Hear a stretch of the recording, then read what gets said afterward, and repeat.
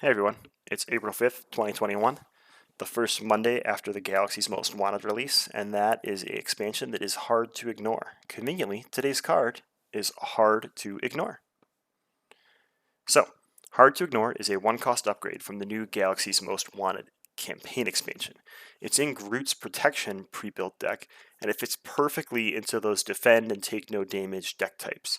It's got a hero response after your hero defends an attack and takes no damage, exhaust Hard to Ignore to remove one threat from the main scheme. Some awesome Drax art, awesome Drax flavor text, physical resource, everything there is to love about this one cost upgrade. And it's one printed cost, two true cost, sort of. Alright, so key combos, like I said, it's going to go into those defend and take no damage decks. So things like Never Back Down work pretty well, things like Desperate Defense, because those are all the things that you want to defend and take no damage. It's actually really interesting. So there are some cards, like this bottom row of cards here, that you can combo with this that actually push your win condition, right? So you want to defend, so all of these cards sort of either require you to defend or require you to take damage or be the target of an attack. But that entire bottom row there, Preemptive Strike, Energy Barrier, Sidestep, Counterpunch, they all also allow you to deal damage while attacking, and Hard to Ignore allows you to, deal damage while defending, and Hard to Ignore allows you to remove threat while defending if you meet this criteria. So Preemptive Strike, you can cancel that boost card, so if your defense is equal to the villain's base attack, since you're going to cancel the boost card, you know that you're going to hit that I did no damage. You're also going to punch that boost card back at the enemy, so you're going to get a bonus on top of your threat removal. Same thing with Energy Barrier, you put those down. You don't trigger them unless you need them to make your Hard to Ignore proc, that way you're sure you're removing threats. Sidestep again, it's an event you keep in your hand, use it the same way as Energy Barrier. If you were to take damage, you could play that card, you'd prevent the damage, so you get your threat removal from Hard to Ignore. You could also ping the enemy for 1 if you used an energy resource. And then Counterpunch is just good for those heroes that have attack values that are 2 or higher, that are doing this defend but take no damage build. So your Captain Americas, your She-Hulks, things like that.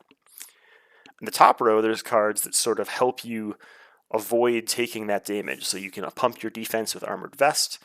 You can draw extra cards with Unflappable, so that's more of an economy thing that works well with Hard to Ignore.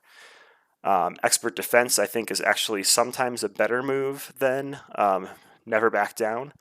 So Never Back Down is interesting. It's going to add attack, and it's going to be in that like sort of deck build of defend but take no damage.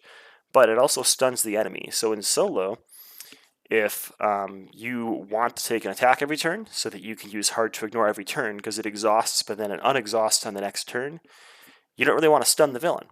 But in multiplayer, right, then you want to stun the villain because you can stun the villain for the other player's attack, whether that player is player 2 going right after you, or whether you're player 2, then it's going to stun.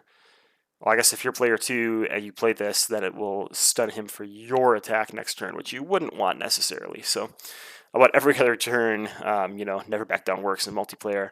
So Expert Defense might be a better card for this deck build because you can still use it before the attack, basically get the same effect as Never Back Down, but costs 1 less and doesn't create that stun, which makes Hard to Ignore harder to, proc. So, some rules goofs with Hard to Ignore. It's an amazing threat removal protection. It keeps you in hero form, it removes his threat, and ignores Confused. It is not a thwart action. It gets around confusion and stuff like that. It does not get around Crisis icons. So Crisis doesn't say that you can't thwart against the main scheme. It says that you cannot remove threat from the main scheme. So Hard to Ignore is not going to get around a Crisis side scheme that's in play.